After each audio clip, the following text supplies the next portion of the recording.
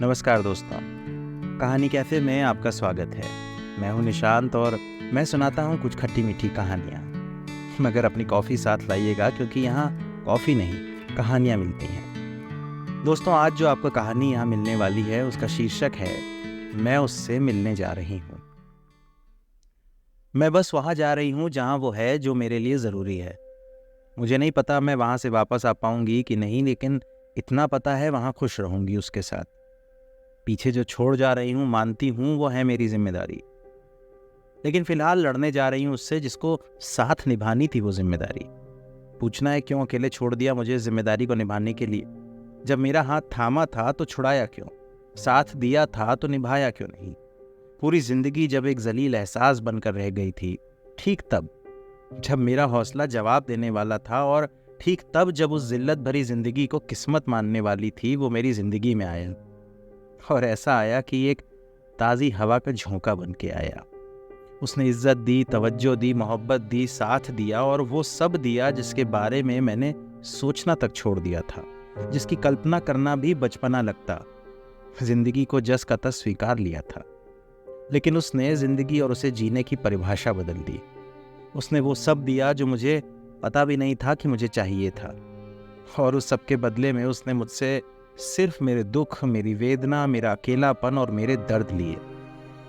फिर वो सब देने के बाद मेरे पास वो सब कुछ बचा ही नहीं जिसे मैं तब तक अपनी पहचान समझती थी। उसने मुझे एक नई पहचान दे दी।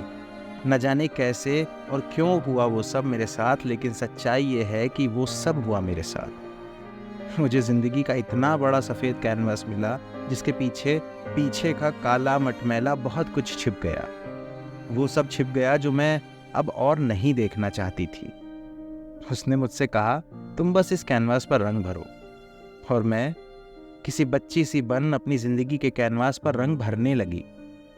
मैंने उससे कहा, मेरा कैनवास बड़ा है, रंग ज़्यादा लगेंगे। उसने कहा, तुम रंगों की फिक्र ना करो, बस इस कैनवास को सजाओ, हमारी ज़िंदगी को संवारो, रंग मैं ला कर दूंगा। और उसके भरोसे पर मैं तसल्ली से रंग भरने लगी, सजाने लगी उस कैनवास पर अपनी ज़िंदगी की कल्पनाएं, और भरने लगी उन कल्पनाओं में रंग। बेहद सुंदर लगने लगा था सब। सिर्फ मुझे ही नहीं, हर किसी को होने लगा था उन रंगों के सौंदर्य का एहसास। और बस गलती ये हुई कि उन रंगों में काला रंग नहीं लगाया। दरअसल काला टीका लगाना चाहिए था ना कैनवास पर कहीं। ऐसा इसलिए क्योंकि शायद किसी की नज़र लग गई। वो चला गया। मेरा कैनवास अब एक भद्दा मजाक लग रहा है, आधा अधूरा और बेहुदा।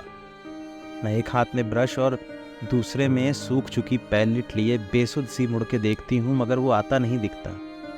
माथे पर पसीना आता है लेकिन पोंछ नहीं पाती। हाथ में ब्रश और पैलेट जो है उन्हें नीचे रखने की हिम्मत ही नहीं। उसने कहा जो था कैनवास सजाने को, तो बस अपना वादा, अपनी जिम्मेदारी निभा रही हूँ। लेकिन करूँ तो करूँ क्या? रंग लाने की जिम्मेदारी उसकी थी, कैनवास हमारा था। अकेले मेरा नहीं जो जाकर रंग भी ले आऊं और उन्हें भर इन कल्पनाओं में कैनवास पर लगाऊं। काम बांट लिया था, वो रंग लाता, मैं उन्हें इस कैनवास पर तरतीब से लगाती।